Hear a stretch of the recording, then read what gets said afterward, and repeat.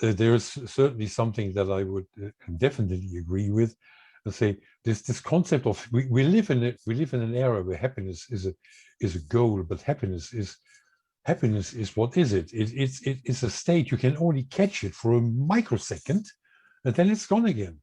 Then you want to nail it, and you say, "Oh my God, my happiness is gone." We confuse ourselves with always chasing happiness, and also make it dependent of other things. When I get this job, I'm happy. When I'm getting married, I'm happy. When I have this holiday, I'm happy. When the lockdown is over, I'm happy. Yeah? We all have a choice to bring ourselves into a positive state. Our state is our choice, and I like the concept of balance, because when you look at it superficially, you think balance is something that never moves, but balance is always, there's always this tipping point where you hold your breath, is it tipping over? It's not tipping over. And I like the so in a metaphorical way. I work with clients also, let's say, on strengthening the autonomous nervous system.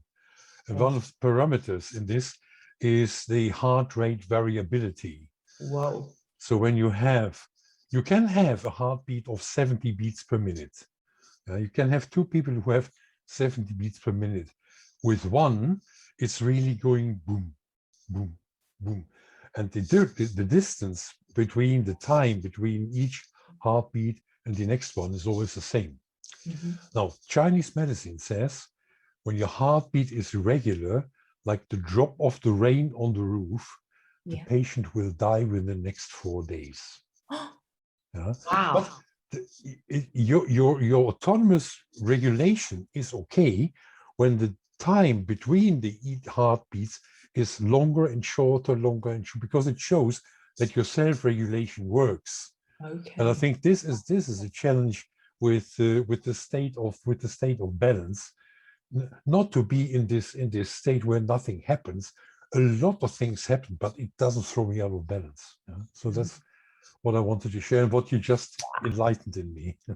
Wow, what a sharing. And I didn't know about this, but it's physiologically sound as well, from what it seems, right? Which is a new learning for me. So thank you so much, Walter, for that. Thank you. So dynamic balance, and sometimes it requires all of what we've got to be in that kind of harmonious balance, but underneath there's a lot of like the ducks or the swans on the river, as we say, that they're battling their feet underneath the water, but they look quite harmonious when they're swimming along the river, but the reality is that it's not the case. So I hope that kind of makes it a little bit more relevant. It's okay to be confused and pronounce it out there. It's part of the game. Because if you look holistically, as Walter said, it's encapsulating all the aspects and the stages of how a heartogram should be. Whereas, when we have a straight line, chances are we're going to die very soon. Walter, you're muted. Yeah. I don't want to scare anyone. I'm already scared. Eudaimonia all the way.